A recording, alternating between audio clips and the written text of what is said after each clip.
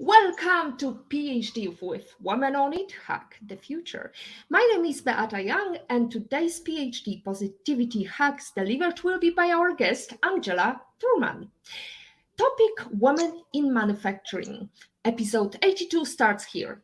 Let me remind you, this is a grassroots community that focuses on women on IT, an inclusive forum of women in technology, startups, and female leaders who are supported by men as well.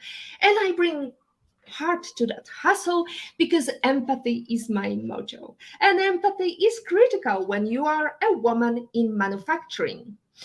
Let me first remind you what's been happening in the world last week and past couple of days. Congratulations to STEM board founder and CEO Aisha Bowe, the first Black woman confirmed to fly with Blue Origin. She was the first Bahamian and the sixth Black woman headed into space.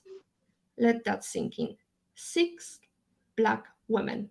Way to go, Aisha. Before her, the first 5 Black women in space were May Carol Jemison, Stephanie Wilson, John Elizabeth Higginbotham, Dr. Sian Proctor, and Jessica Watkins. That's a great league of women in space. Thank you so much, production team, for bringing these names to our attention. Second mention, just 1.5 years of founding Fluxys Communities, our PhD 25 guest, Claudia Cafeo, is now a finalist for the Webflow Conference Awards for Community Leader of the Year. Congratulations, Claudia, and way to go, hack the future. And finally, all the best to Alison Falk, who just started an end-of-year fundraising campaign over at Women in Tech. For more information on how to support tech equity, visit WITPGH donation page or get in touch with Alison. I'm sure she will be happy to guide you through. Finally, congratulations to Natasha Musar on becoming Slovenia's first woman president. She's an LGBT advocate, Melania Trump's lawyer, and a data protection authority in Slovenia. In today's episode, let's go to discover things and facts and figures about women in manufacturing. The manufacturing sector is regarded as the backbone of both social and economic development. Women are an integral part of the manufacturing workforce. In fact, they make up 37% of it, and they play a vital role in the industry's success. In today's ever-changing landscape, it's more important than ever to support, promote, and inspire women who have chosen careers in manufacturing.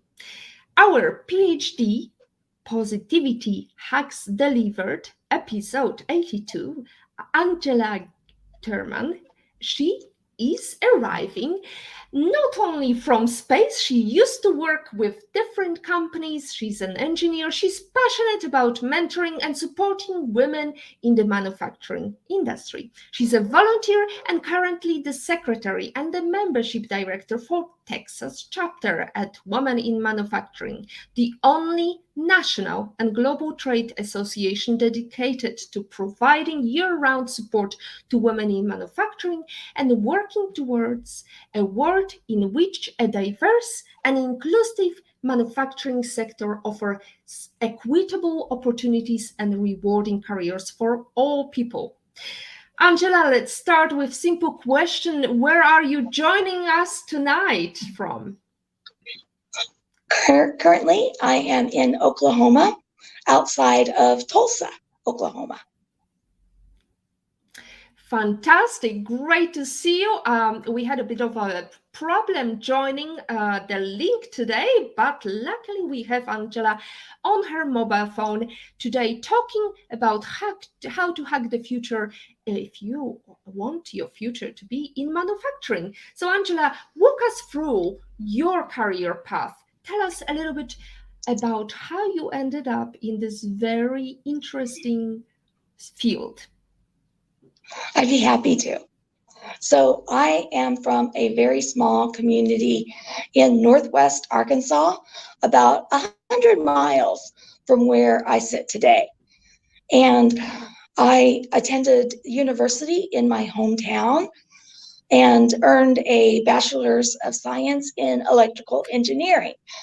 And from my college, my university, I took a position with NASA and moved to Ohio, to Cleveland, Ohio, where I first began working as an electrical engineer, supporting the development of the power systems for the International Space Station.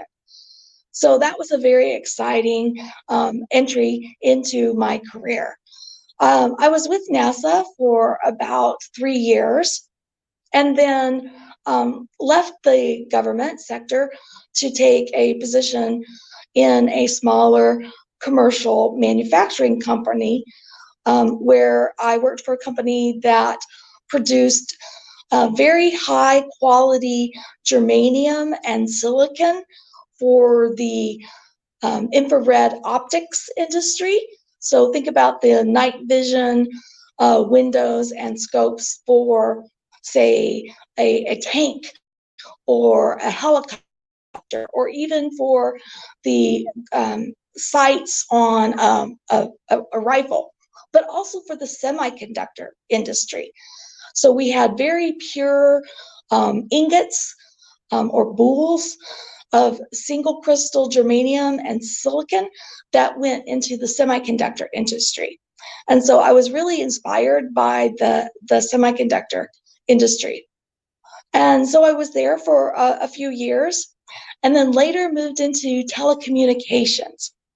So I worked in the telecommunications industry for a very long time, and I earned my master's degree in telecommunications from a larger state school, Oklahoma State University, when I resided in Oklahoma, in Tulsa. I've worked for some very large telecommunications companies, including Sprint, which is now owned by T-Mobile. And I then left the telecommunications industry to move back into aerospace, where I worked for one of the largest original equipment manufacturers in aerospace, working for very large programs supporting Boeing, Airbus, Bombardier, and so forth. And then in late 2020, I left that company, and in 2021, I launched my own program management company in Houston, where I currently reside. So now I have a group of program managers that support me, and we provide program management, contract management, and supply chain management solutions for our customers.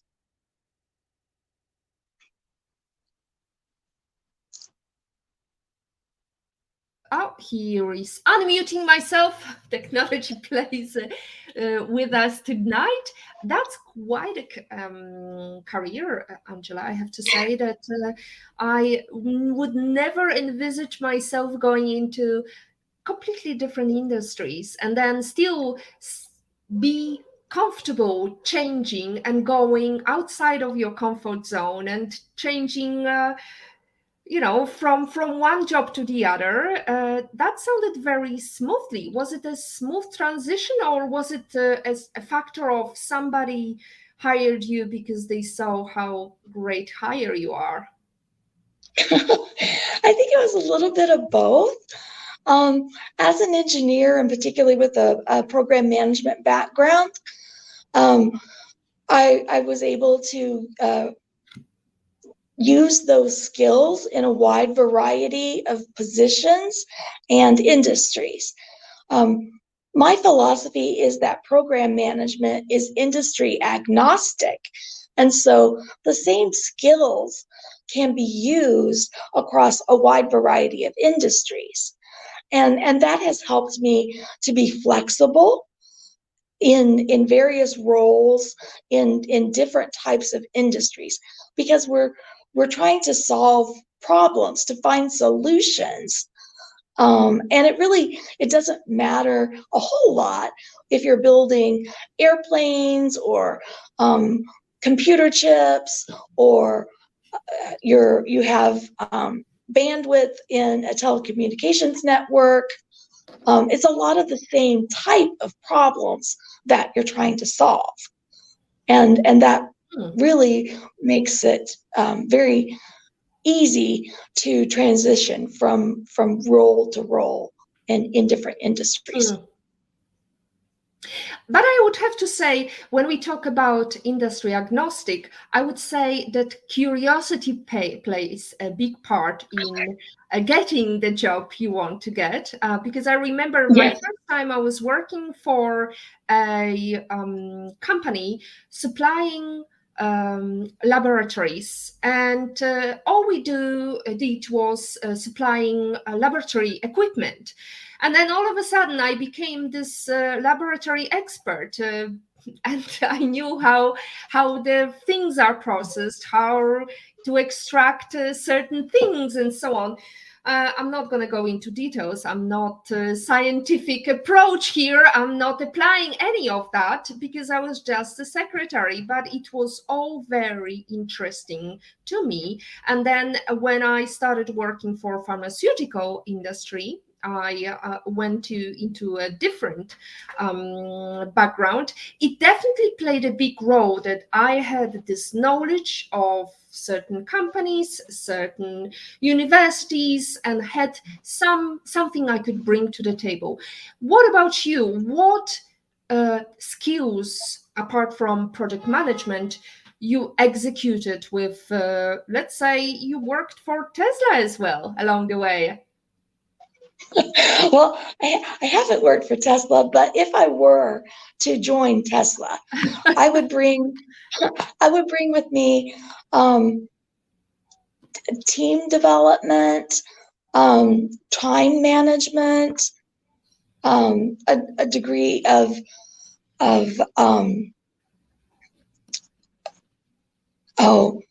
being able to be a problem solver. And I think that those would be some valuable skills. I'm very, very organized as well. Great. Organizations skills are critical here. Since we are talking about organization, there is a little comment here, and I wanted to say hello to Jane. Jane is saying hello, Beata and Angela. Excited on this episode. Jane, I hope you are considering a new field for your future, but if you're not, I'm sure there is lots of lesson to take from Angela tonight. Angela, somebody said about you, let me get that quotation just here, sorry. I basically call her a one-lady Swiss Army knife that can do it all, states James Kennedy, founder Superstar Recruitment Services. From rescuing complex million-dollar projects and bringing them in on time to negotiating better contracts and saving companies thousands of dollars. Now, these huge companies, doesn't it overwhelm you sometimes that you are negotiating huge numbers there, and if something goes wrong, your head might be on the line? It is a little bit overwhelming at times, but I feel that I've had the very best training I possibly could have, and I have confidence in my background, and I know that my team is supporting me. So I think that I can go in from the best position that I could have. And I think that probably, gives me the confidence to do my best. And I really rely on my background and knowing that that I've made some good decisions in the past, and I have a wealth of experience and previous history with these types of projects and negotiations that have gone well. So let let me ask you, I feel going back to the pretty good about it. beginning, when you finished university, how did you apply for a job with NASA? Was it some internship program, or how did you get that first? Well, that's a very interesting story. So I was in the university and I was reading Woman Engineer magazine.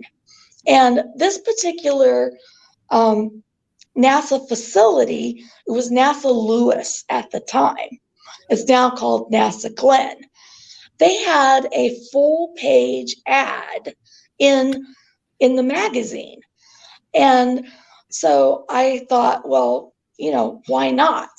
And so I sent in my my resume, my app, to the facility, and it was very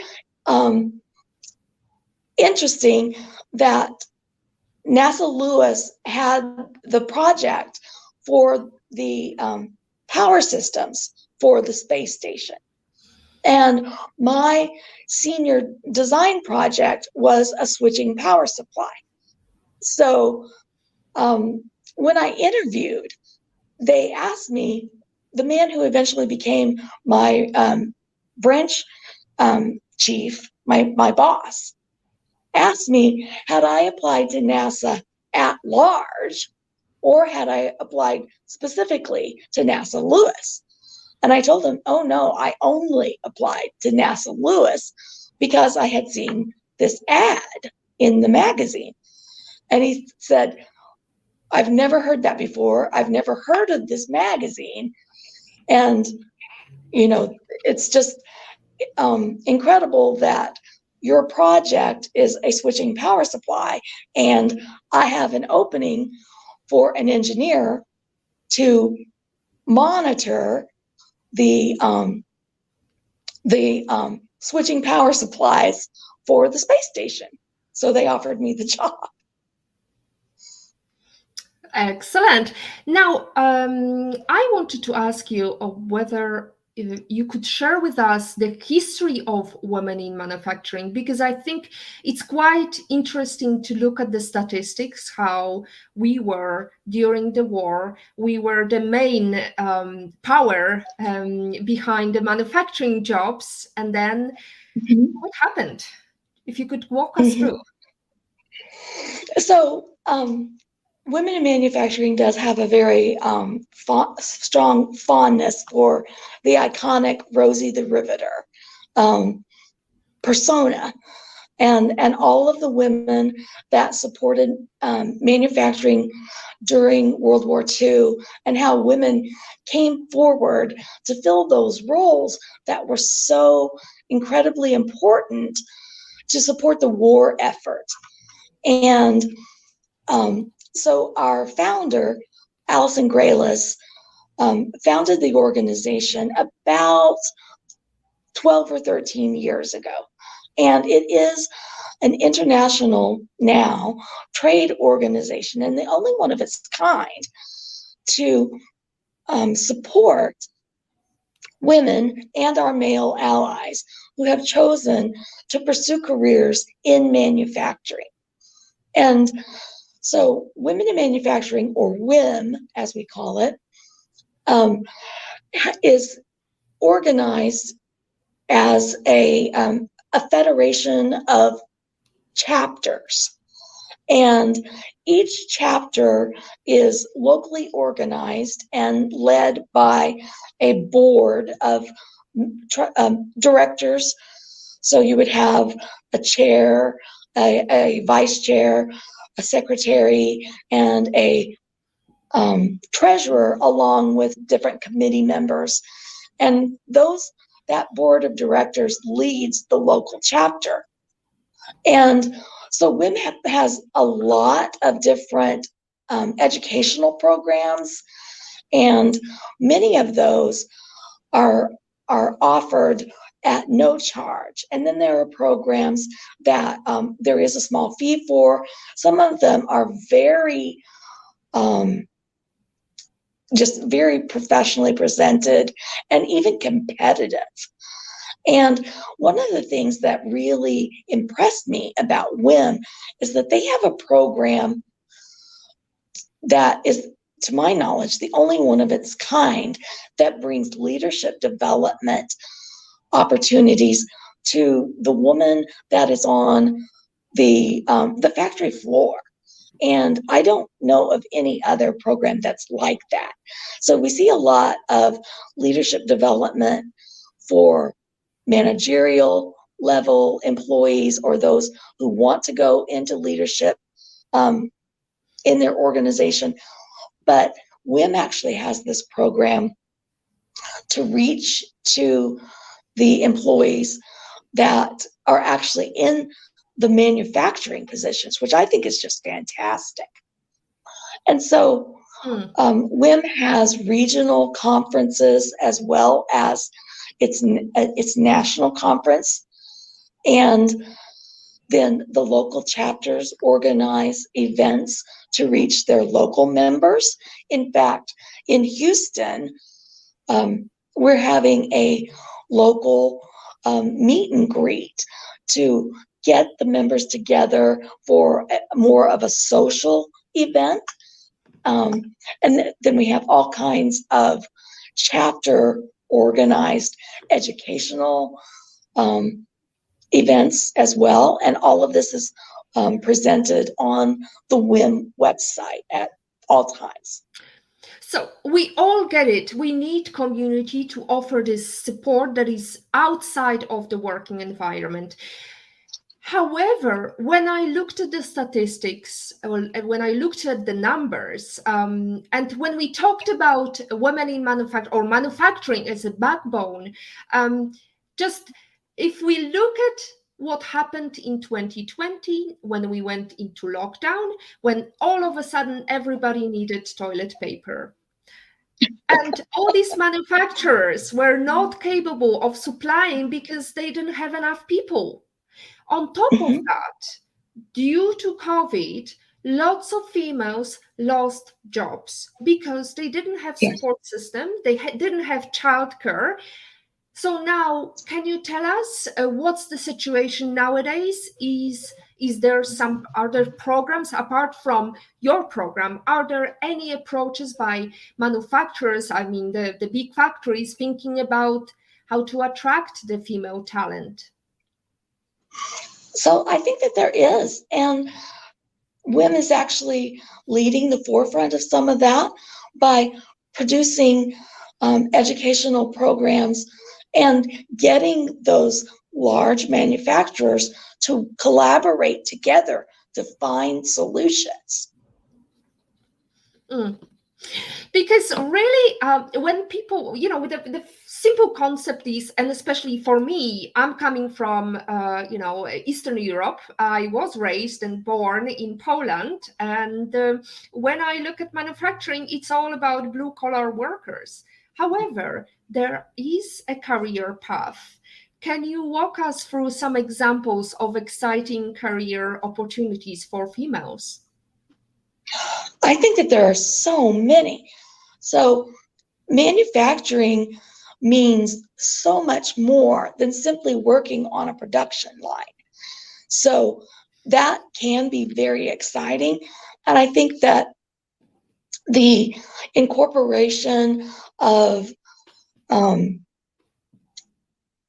robotics, if you think about Industry 4.0 and what that brings to modern manufacturing is going to be very exciting as well. So there's a lot more of the integration of communications and pardon me, computer-based data collection into manufacturing, and those kinds of careers that will bring about. And then you've got all of the support that goes into this. So maybe you work for a manufacturer, but your role is in accounting or program management or supply chain or legal. All of those kinds of careers are open to women. Engineering.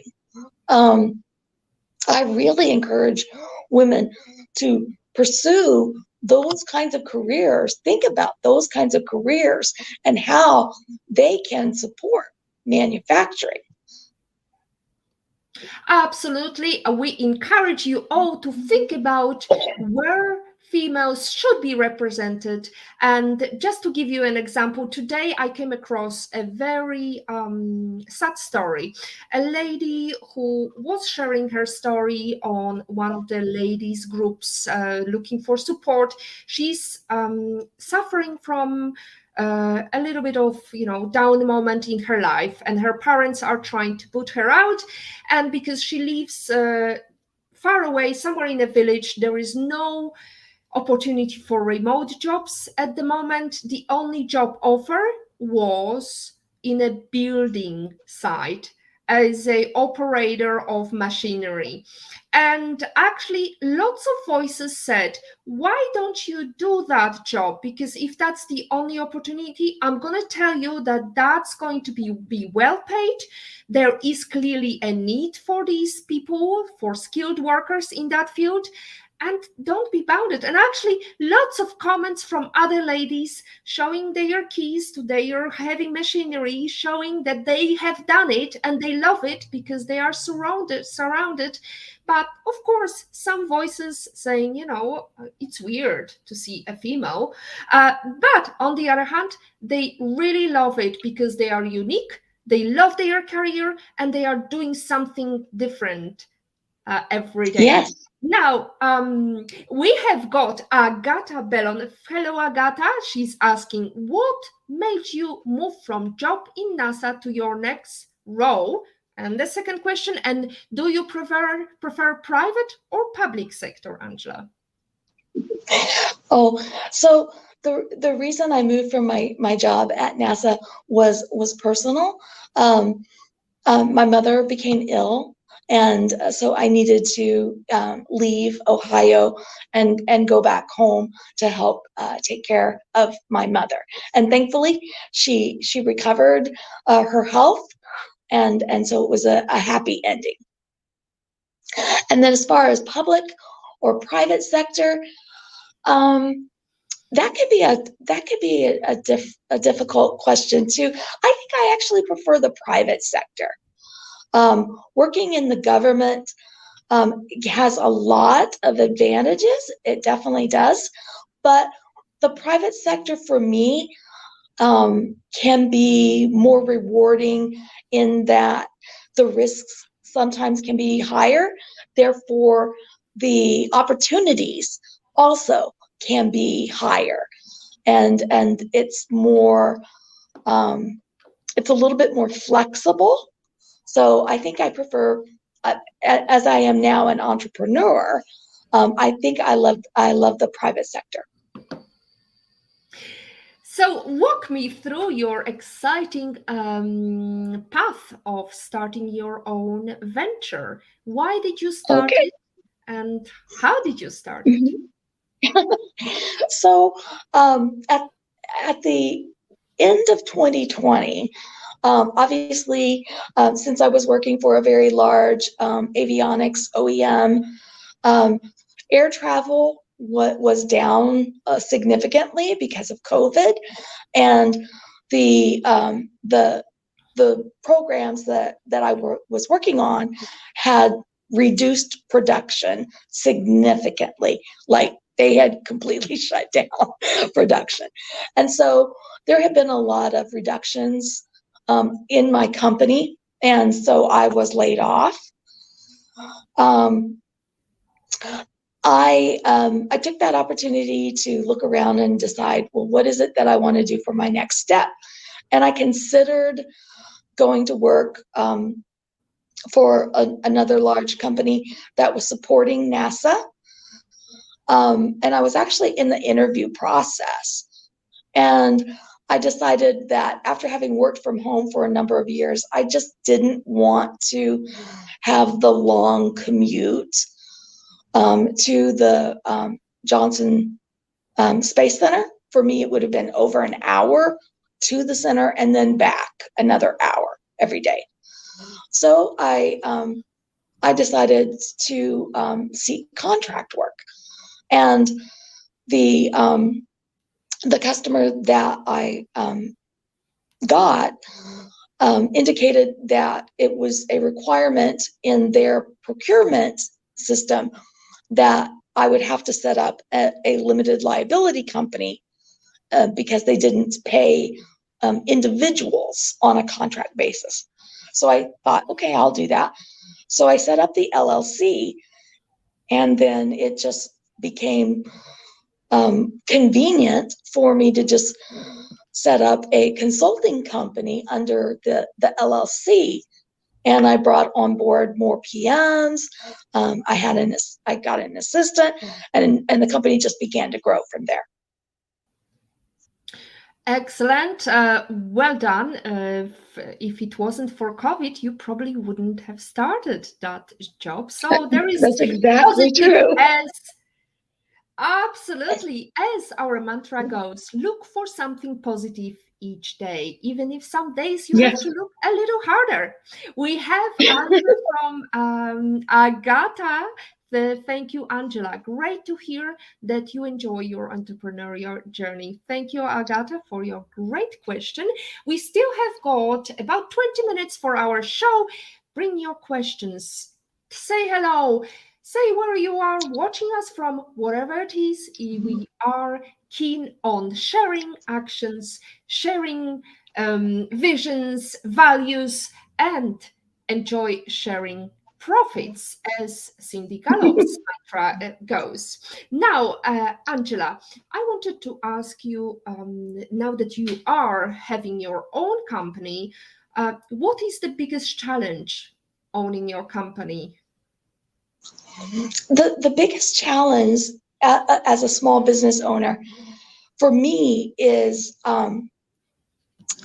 maintaining a steady cash flow, because it seems like a big program comes in and then there might be a month when it's a small project, and so revenue comes in and then it goes down a little and then comes in, and so trying to plan for the big months and then the small months, and just trying to keep that steady and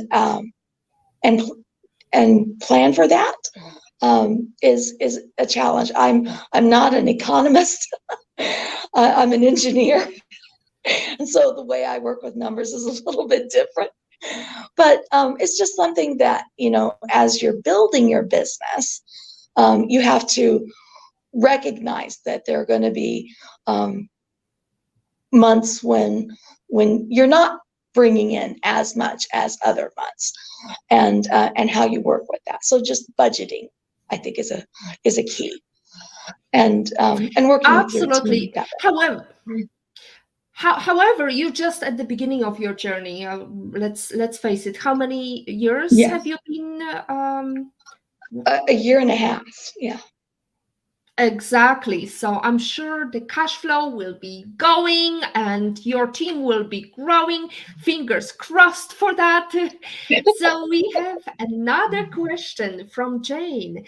What do you enjoy the most about working in a manufacturing environment? One of the things that I most enjoy is being able to see, touch a finished product. And when you see your products helping, serving, and affecting the lives of people. So usually in the past 15 years, the products that I've contributed to have affected the safety of people, because I work in aerospace. I get a real joy from thinking the work I'm doing today ensures safe travel for people. And whether that's because, I helped to make sure that this this upgrade to a product happened, or I made sure that a contract got completed. I'm doing something every day that helps ensure that people safely arrive at their destinations. So let me ask you, what do you enjoy the least in the manufacturing industry? The paperwork. There's so much paperwork. Well, I can't imagine not having paperwork when it comes to work in aviation industry, because we can watch all these catastrophe videos where people didn't check the paperwork properly, or pilots didn't check all the boxes, and things didn't go quite as planned. Yeah, we do not want that. Absolutely. Thank you very much for contributing to our safety, and we love flying now that we have opportunity. I am not going to ask you about imagine the pandemic is over yet. However, let's ask with the first question from our University of Questions for Positivity Hacks Delivered. What advice would you give to females if they want to start their own company? I would say go for it. There's definitely an opportunity, and you have something unique to provide. So follow your dream. You can do it. There are resources available and loads of people that are willing to help. So if you want to start your own business, I encourage you to do it. Absolutely. We have YouTube, which is one of the greatest and biggest universities in the world, and you can use the resources of Uncle Google and Auntie Wikipedia. Now, what is your strategy for problem solving? Is it scientific approach, or do you have something else up your sleeve? So my favorite approach to problem solving is something called the 5 whys. And this is a technique that is used in Lean or Six Sigma techniques. So this is where you just ask why. Why is this situation occurring? Well, why is that? And then why is that? And you just keep asking why over and over until you get to the final answer. And I love this problem solving technique because it's, number one, it's very simple. And then it reveals what the true problem, the root problem is very quickly. And almost everyone can identify with this and use it. It's very simple. So that's one of my go-to methods for problem solving. Absolutely. My only answer will be why. Well, let's not go into there. However, I wanted to ask you, playing on that why question, do you find yourself sometimes in a tricky situation when your authority is being questioned by men? That happens frequently, actually. And I usually can rely on my experience, my education, and just my confidence to overcome that. But you ask a question why you don't believe me that I can do it. Yes. Why are you asking that? Absolutely. There you go. Now, Angela, as we are heading towards the end of our show, none of us are able to achieve success without some help along the way. Is there a particular person you are grateful towards who helped you get to where you are at the moment? Can you share a story about that? Yes, definitely. So when I was in high school, um, there was a man, a deacon in my church, who took a special interest in me. And he was also the chairman of the engineering division of our local university. And he gave me a subscription to Woman Engineer magazine. And it really encouraged me to pursue a career in engineering. And he just has always held a special place in my life. And I think that I owe him a lot for Mm.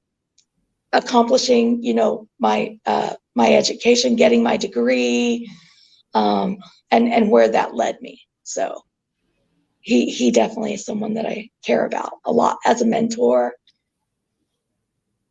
There you go. We are supported by men as well. Thank you very much. Now, what is the number one book you can sit and think, oh, I wish I read before I started my career? It could be even a magazine. Yeah. A book that I've recently read that really resonated with me is by Dr. Angela Duckworth, and it's called Grit. The pursuit of passion and perseverance, I think it is. I just refer to it as grit.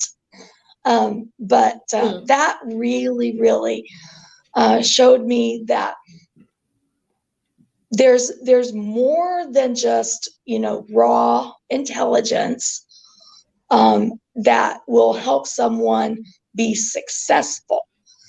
And she calls it grit. Do you have that determination to pursue your goals with passion and perseverance? So passion and perseverance is critical when you are working in manufacturing, because sometimes the project might be delayed. How do you tackle this problem? So that's a very good question. We see projects get delayed. Maybe funding has been withdrawn or requirements have been changed. And that's something that happens all the time. And then you just have to work with your team, adjust the schedule, maybe re-baseline the schedule, and determine how that's going to impact the project. Does it bring up new risks that have to be worked out? If the project is delayed, will that mean that certain resources that have been assigned to the project will no longer be available? And how are you going to accommodate that? So yes, it's definitely complex. Well, somebody told about you. It was actually Elizabeth Allen, founder and partner at Economy of One. She says about you, Angela Thurman is unique not only for her impressive skills, but for, as she puts it, the long and storied career journey she successfully undertook. No wonder the quote she has taken from C.S. Lewis for her life's philosophy is, "You are never too old to set." Is that your life lesson quote, or is there something else? I love quotes from C.S. Lewis and also from Winston Churchill, and so yes, I would say that those men have both inspired me significantly. Absolutely. So, what is your life lesson quote, and how did it change you? Oh,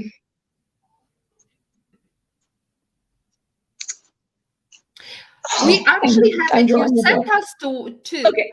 You sent it Yeah. before, which is Uh-huh. Sir Winston That, Churchill. Attitude, mhm. attitude is a little thing that makes a big difference. Why this That's quotation? I think that your attitude is something that can greatly change the outcome of whatever you're doing, because it makes such a difference in how you approach, your day or the work you're doing.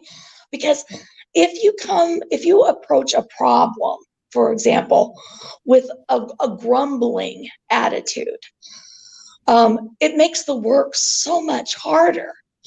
But if you approach a problem as a challenge or an opportunity that you're grateful to have, an opportunity to solve, it makes it almost like, a puzzle that that's enjoyable, and that you're going to benefit from.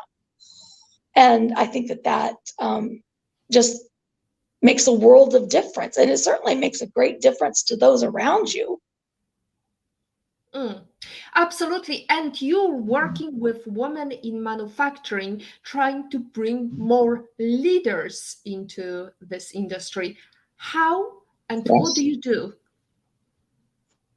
So one of the things that I do as, the membership director for our chapter is to reach out to, the businesses, the corporations, and so forth that are located in our state, and alert them to the fact that WIM exists, and to invite them to join us so that their employees can benefit from all that WIM has to offer. And that's, I think that's very successful, because we want as many women in manufacturing to be, our partners and our members as possible. Mm, And I think that we all learn from one another, so we can all benefit from best practices and lessons learned. And it's like, oh, well, you do that, that's great, we could adopt that as well. And mm. so we all, grow together.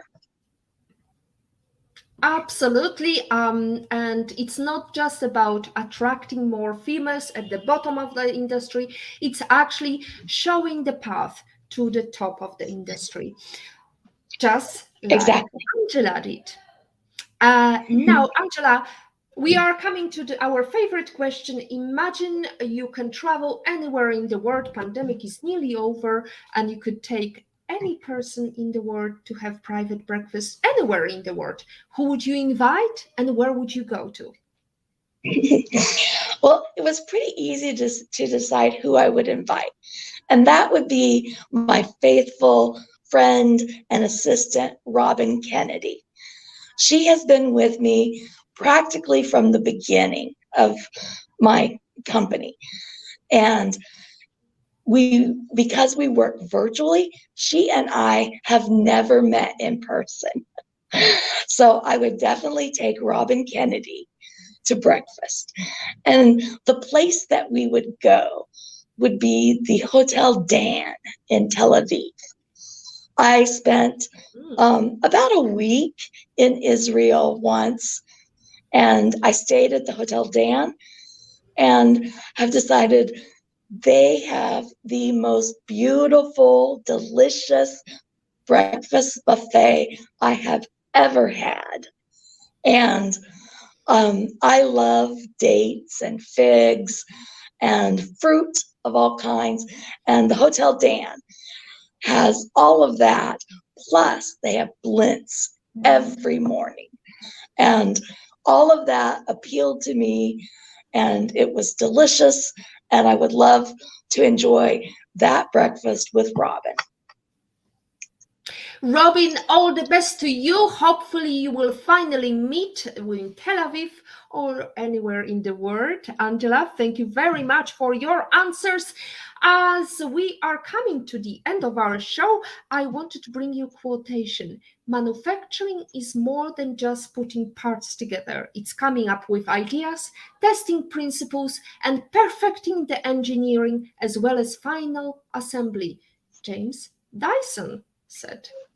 Now, I would like to also bring to your attention tech trivia about a self-taught engineer. Margaret Knight was a true pioneer in the world of invention. She designed a machine that could cut, fold, and glue flat-bottom paperbacks automatically.